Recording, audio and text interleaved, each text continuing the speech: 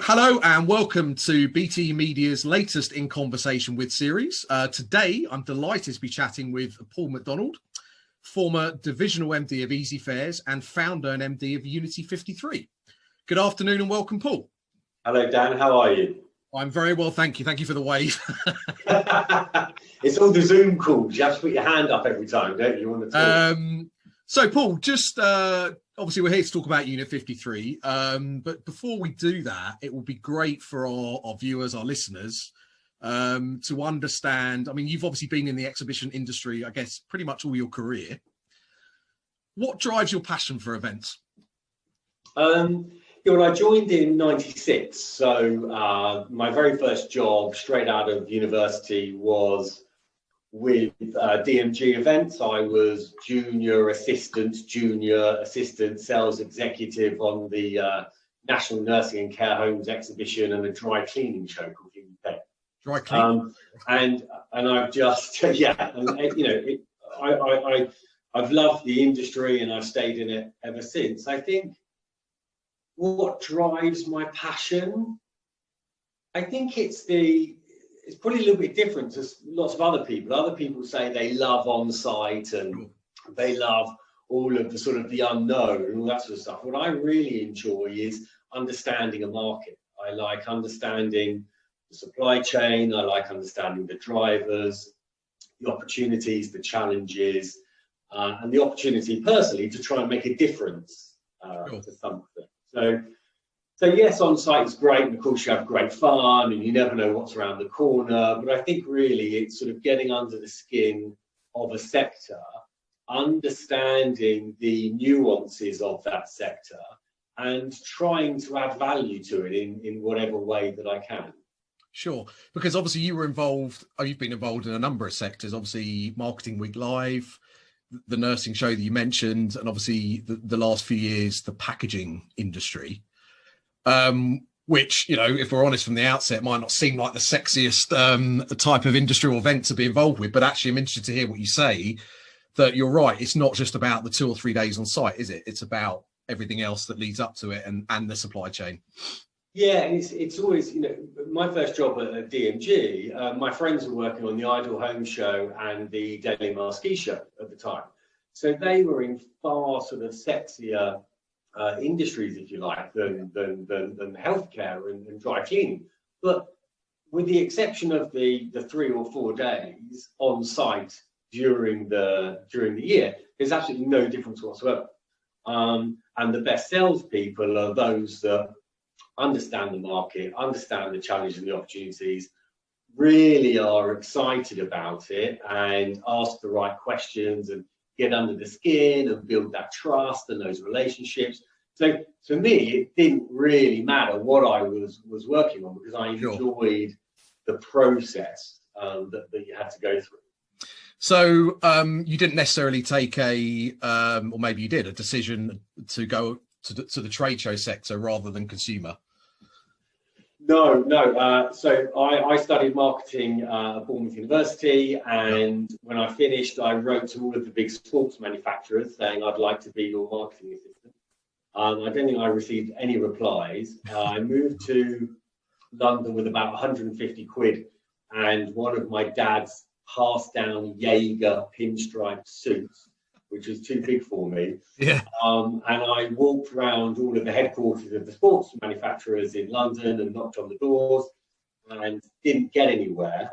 And then I started talking to a recruitment consultant, and they mentioned media sales. And it's funny, isn't it? I didn't really have any experience whatsoever, but I automatically said no to media sales. I just didn't fancy selling advertising in the back of a magazine for whatever reason, and I've got lots of friends that have done it. It's a great career. And then somebody mentioned about exhibition sales, and I thought, okay, that sounds sort of, I don't know why, it was just the live element of it rather than the more static element of it in the magazine. And the rest is history. Went for the interview, got the job, and here we are sort of 20 odd years later. Sure. And you've obviously run events not only in the UK, and not only in Europe, I guess, but also for the rest of the world. In your opinion, what are the main differences to running events internationally? Oh, I mean, huge differences. So again, it depends what continent, what country you're in. We did a couple of things in the States, very trade union heavy, very association led. So the associations in the States drive the exhibition market. So you've really got to build the relationships there. Interestingly, I would say the States is quite a few years behind in how we market and how we deliver the shows. Okay. And then you go to sort of China, and the bureaucracy, the amount of stakeholders there are within setting up an event, and of course the challenges around culture and language and finance structures and all of that sort of stuff. So it is different, I suppose. Fundamentally it's the same in that you have to identify an area where you can add value. And if there's somebody doing an exhibition in that market for that sector, but they are not loving the sector and they're churning out the same stuff year after year and it's pretty similar to their competitor, then there's an opportunity. So I think if you can really demonstrate that you understand that sector, you're helping them overcome their problems, then it doesn't really matter whether you're in sort of London, Shanghai, or New York, to be honest. Sure. Okay. And so recently, I'd like to move on and talk about your new venture, Unity53. So it'd be great to start off with, if you can just give us a sense of what it is and who it's for. Yeah, so Unity53 was invented during lockdown. I was made redundant during lockdown, and so I went through lots of sort of thought processes, and I arrived at the creation of Unity53, if you like. But basically, it does two things. It builds and manages online communities and serves them with virtual and in-person offerings. Okay. And that's basically what I believe the future of serving a B2B community.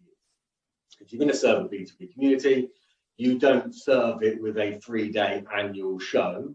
That is part of the proposition or the portfolio. Now, if you're only going to serve the market with a trade show, that's absolutely fine. Okay, absolutely fine. But it's not serving the community. All right, in its fullest form. So the business does that, and then the business, the other arm of the business, helps event organisers, publishers, or trade associations who now realise they need to include online communities and virtual events to their portfolio. Some will agree, and some will embrace that, and some will try to re-engineer and reinvent themselves in order to add those additional product offerings, if you like, or ways of thinking to their business. And others won't, and that's absolutely fine, obviously. So you work specifically with the exhibition organisers to drive value from, I guess, also their database, their data, to try and build a more ongoing relationship with those delegates that come to their shows. Yeah, absolutely. Sort of the easiest way that I've been able to describe it to people over the last few months is, if you had a blank piece of paper, right? So forget COVID, right? We're talking about properly serving a community. And if you had a blank piece of paper, you would build a digital community where the stakeholders were highly engaged. Sure. And they would be highly engaged around a number of areas. They'd be engaged around sourcing, buying, selling, learning, celebrating, and helping one another. And then from that community, once you've got that community engaged and talking and building relationships, then you would serve them with virtual and in-person events. Sure. And what that allows the community to do is to decide how they wish to consume your product and your value, and you will have different price points and you'll monetize it in a different way. And therefore, you might have a group of people whereby it makes more sense for them to consume you virtually than it is in person. And that might be through desire, it might be through geographical location, it might be through investment. It could be a number of ways, but by having those sort of three streams to your business, then you're able to leave no stone left unturned. So you will get involved with strategic advice, yep, as well as the delivery. Yes. Okay. Yeah. And both, you're saying both in the UK and internationally as well. Yeah, I mean, again, it depends. Yeah, obviously. If you're, the beauty of an online community, obviously, is that it's global, and that's a great example of being able to provide people value from the other side of the world who wouldn't be able to come to your in-person event. I think it's important to say at the moment that everything is so new. So when people are talking about virtual events and online communities and hybrid business models, it's all so new.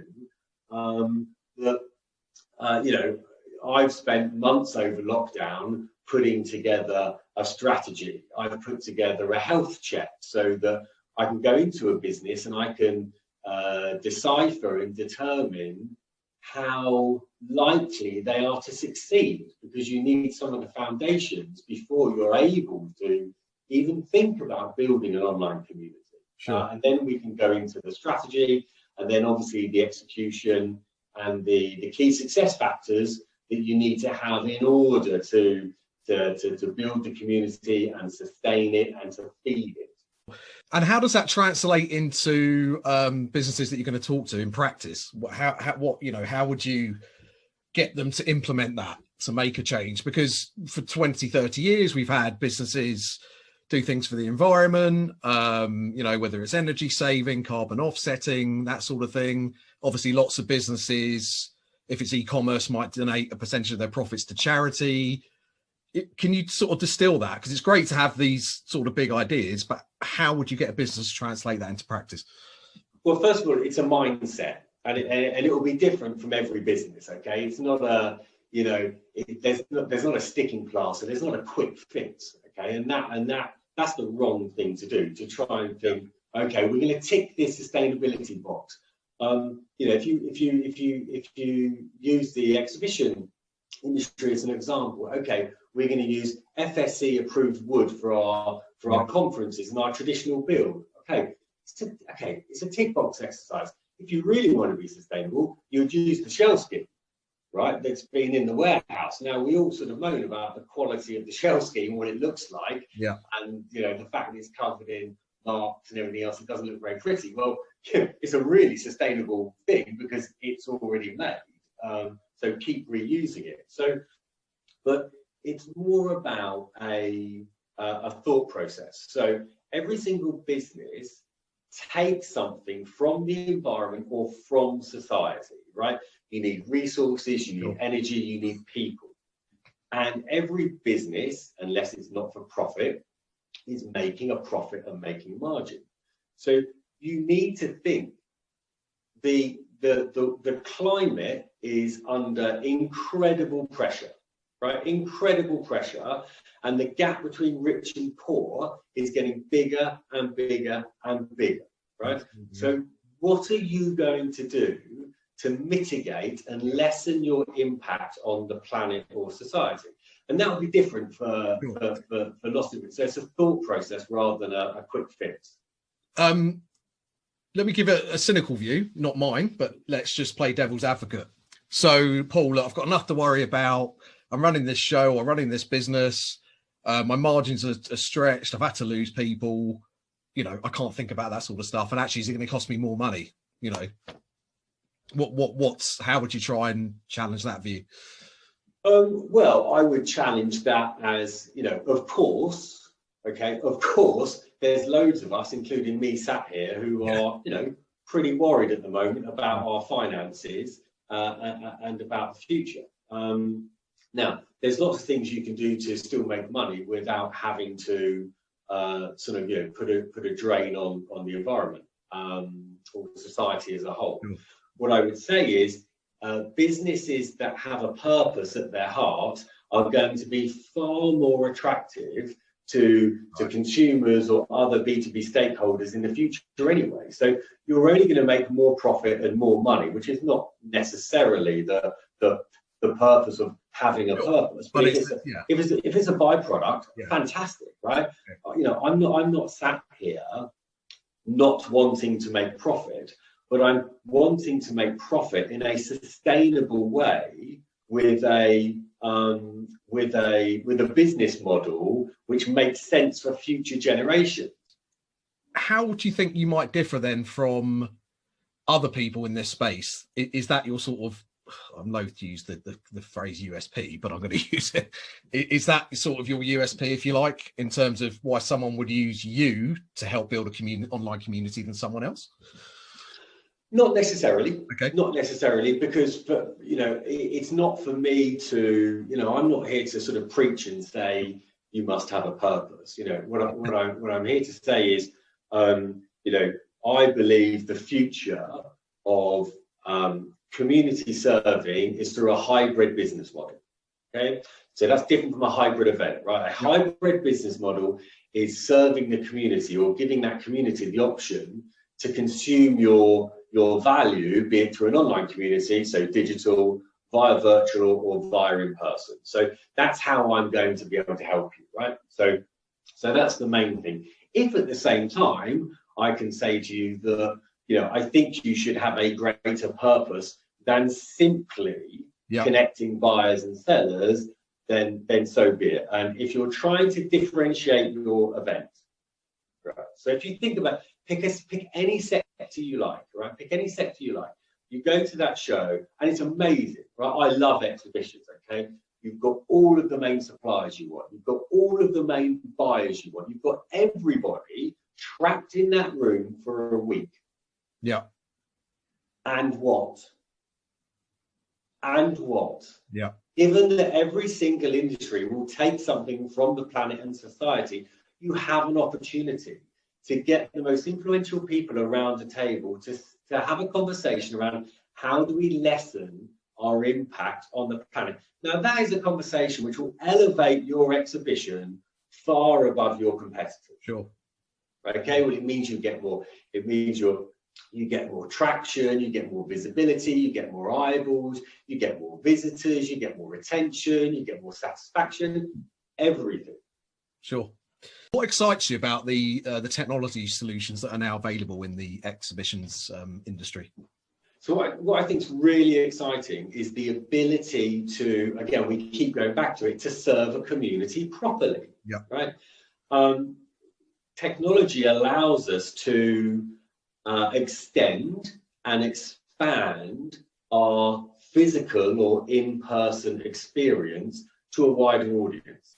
So why wouldn't you want to do that? And I think the thing that's really exciting for me is if you take, there's two elements, right? There's the pre-reg non-attendees. Okay. Yeah. So let's say globally, you've got a 50% pre-registration conversion rate. Okay. So 50% of all the people that register for a free to attend trade show don't turn up. We do nothing with them. Within that 50%, there will be category A buyers and specifiers that for whatever reason can't go to your show. And some of them might really want to go to your show. And the technology allows us to provide them and present them with an offering. Yeah. And it might not be as good as the in-person offering, or maybe it might be better than the in-person offering. And maybe that can be monetized, so we don't have all of our eggs in one revenue basket. So I think that's really exciting. You then look at visitor retention, right? Visitor retention levels globally for trade shows are really, really poor. Okay. Now, you need to understand why that percentage of people are not returning. Sure. For the second year. And you need to look at the pattern and see whether they're coming back every third or fourth year. Because actually, it's a capital expenditure show that they're going to. And they don't need to look at huge amounts of machinery, which is why they're only going back. Alternatively, they might not go back because every time they go back, it's exactly the same, with the same exhibitors in exactly the same location because of the obsession of trying to get as high a rebookers as possible. Yeah. And the conferences are in the same location and the speakers are pretty similar and blah, blah, blah, blah. So imagine being able to serve those visitors that you know are not going to return in your in-person event with a virtual or digital offering, right? That is going to enhance their experience of your brand. It's going to provide your investors with greater exposure, yeah? And it's only going to get those people that haven't returned in year 2 to return in year 3, and yep. You're building your advocacy. Your proximity to market is getting better and closer all the time, which is the main objective. Sure. And what you've just described, I guess, is the sort of advice and delivery that Unity53 can offer. Yeah, absolutely. Our strapline is connecting B2B communities. Sure. And it's about understanding those communities and connecting them with either a digital, virtual, or in-person offering. Yeah. Paul, just generally about the exhibition industry, where do we go from here? I know that's a big question, but where do you see the future? Oh, I think the future is incredibly bright. Yeah, I think it's incredibly bright, but we have to embrace change. Yeah. And we have to embrace, if we want to use this phrase, new normal, whatever that is, right? Yeah. In my opinion, the live event industry, and my background is purely B2B trade shows, but the live event industry becomes a premium product, right? There'll be less of it. Okay, so right now, when you manage to go to the pub for a drink, or you see your family at Christmas, or whatever it might be, that's a premium experience because we haven't had so much of it. That's a good point. So if you apply that to B2B trade shows, people will they can't wait to go to a trade show or to go to a conference. Okay, however, they will go to fewer of them. Right, there'll be less of them around. There'll be less desire to travel. There'll be less desire to be in a room with people I don't know. There'll be less desire to spend money that I don't have and to spend time that I don't have. Okay, so yes, there'll be a premium experience, but they've got to be built on a solid foundation. So I almost see, you can see that the relationships and the connectivity between, if we make it in its simplest form, the buyer and seller can be done via the online community, can be further enhanced through the virtual networking, the virtual conferences and this sort of stuff. And then is absolutely the icing and the cherry on the cake in the in-person experience. And what I think is really exciting, and I don't know whether this will happen or not, but I think it will. When I first got into the industry, most of the exhibitions were order-taking exercises. Yeah, people were saying, I will have X amount of those. Now, those shows are no longer, okay? There's a few of them, but largely they are sourcing and learning experiences. Well, if you can deliver the community the sourcing and the learning and the relationship building experience from the comfort of their own home or their office, then they can place the orders, because yes, we still want to shake someone's hand and we still want to look into somebody's eye, although that is less important as we go on. Right? Future generations won't be as obsessed as you and I are with the strength of somebody's handshake. Yeah. Well, we know that because the explosion of social media, people are very happy now to swap all sorts of things with people they've never met or even spoken to. So we absolutely know that's the case. And obviously, as our generation moves on and the next generation of attendees to trade shows or consumer shows come along, that's going to be the millennials of today. So absolutely. I'm asking everybody just who I interview, in your opinion, and if you give an answer Q1, 2, 3 or 4, when do you think trade shows are likely to open physically in the UK next year? Q2. Q2. Okay.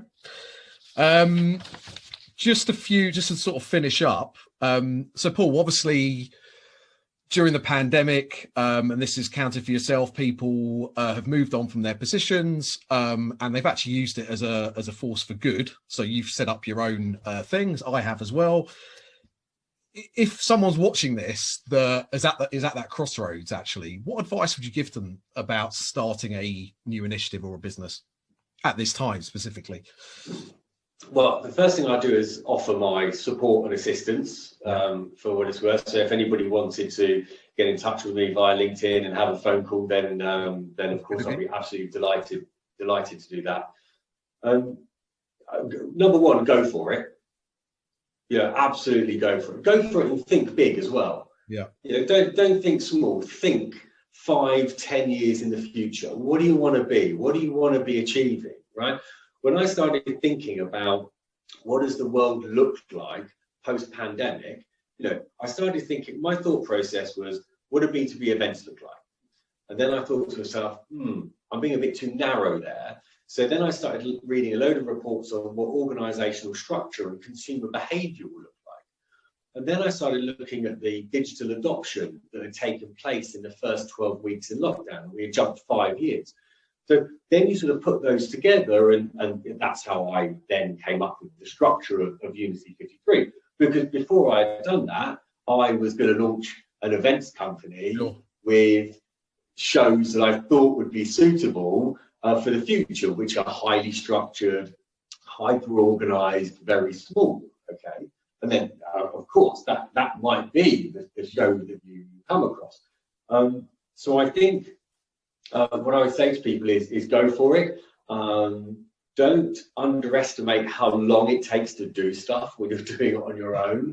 Like, I get really frustrated because I used to have a big team of really talented individuals who were specialists at various things. Yeah.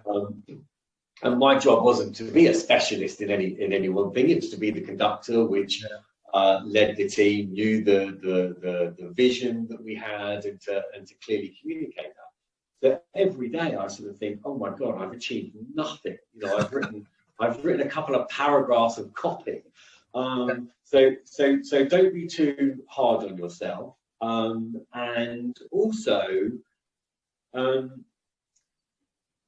talk to people.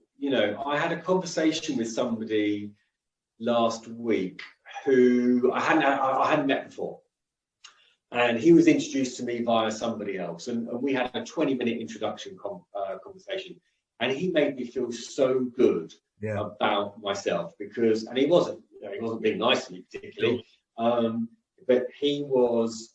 You need to talk to like-minded people who say you will have days when you think this is not a good idea. And that you should wait it out for another job to return, right?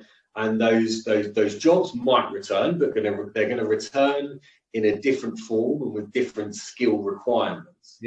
So I think make sure that you can talk to people that just sort of say to you, you're doing okay. Yeah, interesting, and we're on the same journey, so I absolutely concur with that. I take inspiration from the way that a part of the exhibition industry has behaved. Not all of it, by the way, because some parts of the exhibition industry have been incredibly silent. Right. But some of them have been incredibly empathetic, warm, kind, and selfless. And that's what gives me sort of inspiration and great hope for the future. Unity53, as I understand it, the 5 in the 53 concerns itself with the 5 functions regarding building a community. Can you expand upon that, please? Yeah, sure. So there's 5 ways that a community engages with each other. So that might be around the sourcing, buying, and selling to one another. It might be learning, celebratory. And helping one another. And one of the really interesting sort of developments, if you like, within online communities is this helping one another. So, I mean, I've sort of phrased it the help economy, but you know, I'm sure there's something maybe better that exists. But this is where peer-to-peer will help one another. So you're going online, you're saying, I've got this challenge, I've got this problem, can somebody else help me? And that's usually from the, not necessarily, but usually from if you like, the buyer side, you know. So I am looking for an alternative product to X. I'm looking for a new supplier or new distribution or a new designer or something like that. So I think the help economy is going to be really, really central. So if you are building an online community, of course, the more traditional transactional elements of that. So you're going to be lots of content, you're going to have supplier directories, this sort of stuff. Allowing people to help one another is really, really important. And of course, if you have a central defining purpose, that means people will help each other more, right? So if they think by helping one another source more sustainable products, or their actions are contributing to something good in society, then they're also more likely to do it. So having that, having that ability for the community to help one another is really important.